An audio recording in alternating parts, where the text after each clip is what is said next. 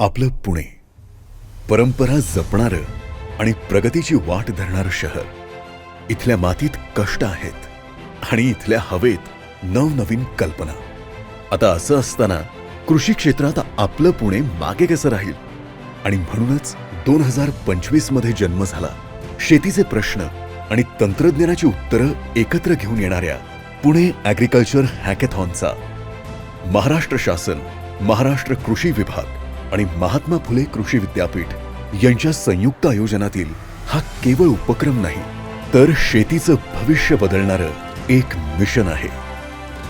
गेल्या वर्षी इथे 8 मुख्य विषयांवर मंथन झालं. निवड प्रक्रिया काही सोपी नव्हती, कारण प्रश्न होता शेतकऱ्यांच्या भविष्याचा. त्यावेळी 551 स्पर्धक सहभागी झाले होते आणि त्यातील 128 स्पर्धक अंतिम फेरीसाठी निवडले गेले. नामांकित ज्युरींनी सगळ्या निकषांवर प्रत्येक आयडिया तपासली आणि यातूनच समोर आले असे हिरो, ज्यामध्ये कुणी मजुरांची कमतरता भरून काढणारा रोबोट बनवला, तर कुणी हवामानाचा अंदाज देणारी सिस्टीम. आज हे तरुण फक्त विजेते नाहीत, तर ते उद्योजक बनून शेतीला आधार देत आहेत. मागील विजेत्यांपैकीच एक म्हणजे auto farm, solar powered wireless irrigation automation. पाणी टंचाई आणि वाढते वीज दर यांच्या पार्श्वभूमीवर ऑटो फार्मचे तंत्रज्ञान अत्यंत उपयुक्त आहे. आज कमी खर्चात स्मार्ट सिंचन व्यवस्थापन करून शेतकऱ्यांचे उत्पादन आणि नफा दोन्ही वाढवण्यास मदत करते.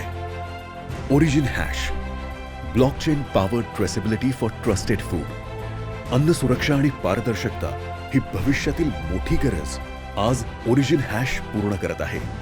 यामुळे बनावट किंवा निकृष्ट उत्पादनांवर नियंत्रण ठेवता येत आहे.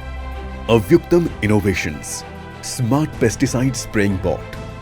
याच्या अचूक फवारणीमुळे कीटकनाशकांचा अपव्यय कमी होतो आणि पर्यावरणाचेही संरक्षण होते. भविष्यातील स्मार्ट आणि सुरक्षित शेतीसाठी हे एक महत्त्वाचे पाऊल आहे. हे आणि यांसारखे अनेक प्रोजेक्ट्स केवळ बक्षीस मिळवून थांबले नाहीत, तर सरकार आणि संस्थांच्या मदतीने आज मातीत रुजून काम करतायत. या स्टार्टअप्सच्या माध्यमातून ही क्रांती आज घराघरात पोहोचतीये.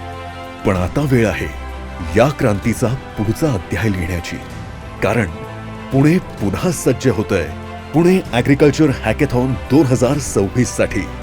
यंदाही उदंड प्रतिसाद मिळाला असून 25हून अधिक राज्यांमधून 1290 स्पर्धक सहभागी झाले आहेत. शेतीला स्मार्ट बनवण्यासाठी ॲग्रिकल्चर हॅकेथॉनमध्ये कृषी तंत्रज्ञानासाठी